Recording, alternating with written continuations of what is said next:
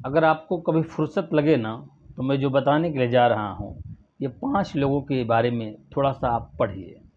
अगर आपको धर्म ग्रंथों पर, संतों पर, ब्राह्मणों पर, हमारे देवी देवताओं पर कोई दोषारोपण कर रहे हैं, अगर आप लगा रहे हैं, उन्हें गलत ठहराने का प्रयास कर रहे हैं, तो आप इन 5 लोगों के जीवन के बारे में पढ़िए थोड़ा सा। और मैं 100% गारंटी देकर कह रहा हूँ, इन 5 लोगों को आप पढ़िएगा ना, तो उसके बाद किसी संत का, किसी ग्रंथ का, किसी गाय का, गीता का, गंगा का, किसी जाति का, किसी धर्म का अपमान करना उसी दिन से आप छोड़ दीजिएगा। उस 5 लोगों के बारे में मैं आपको बताने के लिए जा रहा हूँ। सबसे पहले आप रैदास को पढ़िए, रैदास के जीवन के बारे में पढ़िए, संत रैदास। संत रैदास के बाद आप संत श्री नरोत्तम दास जी महाराज के बारे में पढ़िए, अध्ययन कीजिए। संत श्री नरोत्तम दास जी महाराज, नरोत्तम दास जी के बाद आप रसखान के बारे में थोड़ा सा अध्ययन कीजिए। रसखान के बाद आप सिकंदर के बारे में थोड़ा सा पढ़िए, ठीक है।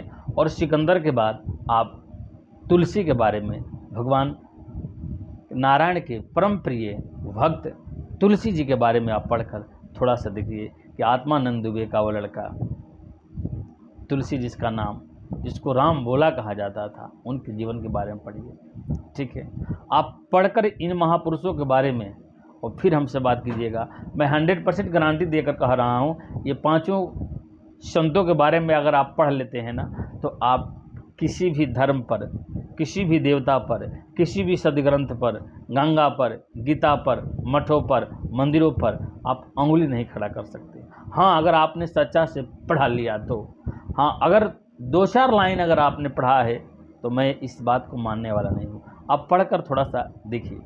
साथ ही आप किसी मंदिर को मैं प्रणाम मत कीजिए, मैं प्रणाम करने के लिए नहीं कर रहा हूँ, मैं ब्राह्मणों को प्रणाम करने की बात नहीं कर रहा हूँ, मैं आपको यज्ञ दान की बात नहीं कर रहा हूँ। मैं इतना कह रहा हूँ, किसी मंदिर के 100 मीटर की दूरी पर आप जाकर और जो मंदिर के शिखर है उस पर 5 मिनट खाली देखिए, ऐसे शिखर पर आप देखिए।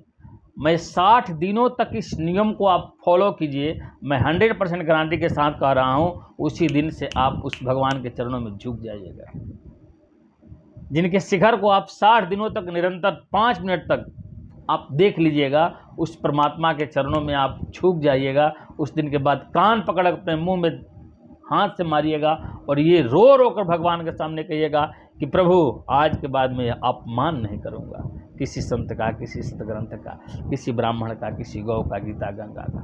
100% करके देख लीजिए। मैं कह रहा हूँ, अगर 60 दिन के बाद अगर आपका मन नहीं कर रहा हो तो करके देखिए, करके देखिए, शिखर का दर्शन करके देखिए, आप भूल जाओगे। देखो, परमात्मा ने और जो संतों ने इतना कुछ सोच समझकर हमारे सदग्रंथों में हमारे परमात्मा के प्रति जो भाव रखा है, उस भाव को 2-4 अक्षर ज्ञान लेकर और आप चाहते हो कि मैं बहुत ज्ञानी बन गया हूँ, बहुत विद्वान बन गया हूँ, धनवान बन गया हूँ, तो ये कभी नहीं हो सकता। आप करके देख लीजिएगा।